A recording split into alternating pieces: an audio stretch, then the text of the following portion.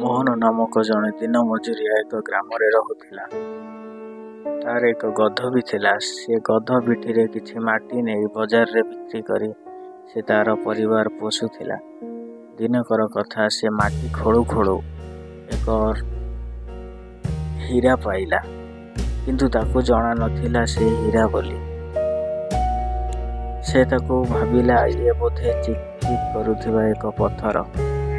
ସେ ପଥରଟିକୁ ଗଧର ବେକରେ ବାନ୍ଧିଦେଲା। ବାନ୍ଧି ସାରିବା ପରେ ସେ ମାଟିକୁ ଗଧ ପିଠିରେ ଲଦି ତାକୁ ବଜାରରେ ବିକ୍ରି କରିବ ବୋଲି ବଜାରକୁ ଗଲା। ଯିବା ବାଟରେ ଏକ ଦୋକାନ ପଡ଼ିଲା। ସେ ଦୋକାନୀ ଦେଖି ଆଶ୍ଚର୍ଯ୍ୟ ହୋଇଗଲା। ଏ ଗଧ ବେକରେ ପଡ଼ିଥିବା ଏକ ପଥର କେଡ଼େ ସୁନ୍ଦର ଦିଶୁଛି। ମୁଁ ଯଦି ସେ ପଥରକୁ ନେଇ ଆସେ ତାହେଲେ ବହୁତ ଭଲ ହେବ। ମୁଁ ତାକୁ ଆଣି ମୋ ଦୋକାନ ସାମ୍ନାରେ ଟାଙ୍ଗିବି। ଏହା ଭାବି ସେ ଭାଇନାଙ୍କୁ ଡାକିଲା। ସେ ବି ପାଖକୁ ଆସିଲେ। ସିଏ ବି ଜାଣିନଥିଲେ ଯେ ଏଟା ହୀରା ବୋଲି। ଦୋକାନୀ ବି ଜାଣିନାହାନ୍ତି ହୀରା ବୋଲି। ସେ ଭାଇଙ୍କୁ 50 ଟଙ୍କା ଦେଇ ହୀରାଟିକୁ ଦୋକାନୀ ରଖିଦେଲେ। ତାଙ୍କ ଦୋକାନ ସାମ୍ନାରେ ଟାଙ୍ଗିଲେ। କିଛି ଦିନ ଗଲା ପରେ ଏକ ଜମିଦାର ସେଇ ରାସ୍ତା ଦେଇ ଯାଉଥାନ୍ତି। ତାଙ୍କର ନଜର ପଡ଼ିଲା ସେଇ ଦୋକାନୀ ଟାଙ୍ଗିଥିବା ହୀରା ଉପରକୁ। ସେ ପାଖକୁ ଯାଇ ପଚାରିଲା, ଆରେ ଭାଇ, ଏ ଯେଉଁଟା ଟାଙ୍ଗିଛନ୍ତି ସେଟା କ'ଣ? ଦୋକାନୀ କହିଲା, ସେ ଗୋଟେ ପଥର। ସୁନ୍ଦର ଲାଗୁଛି ନା? ଜମିଦାର ଭାବିଲେ ଇଏ ବୋଧେ ଜାଣିନାହାନ୍ତି ହୀରା ବୋଲି। ତାକୁ କହିଲେ, କେତେ ଟଙ୍କା ନେବ ଦେଇଦିଅ ମୋତେ।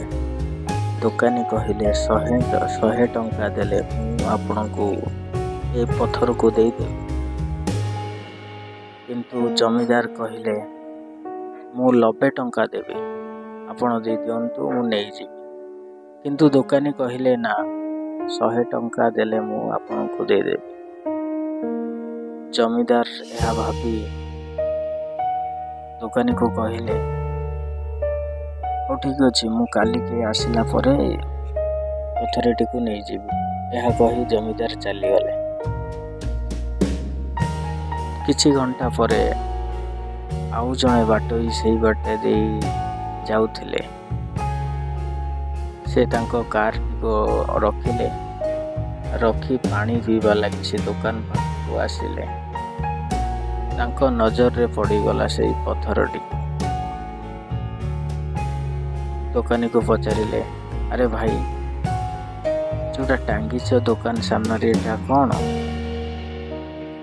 ସେ କହିଲେ, ଇଏ ଗୋଟେ ଭଲ ପଥର।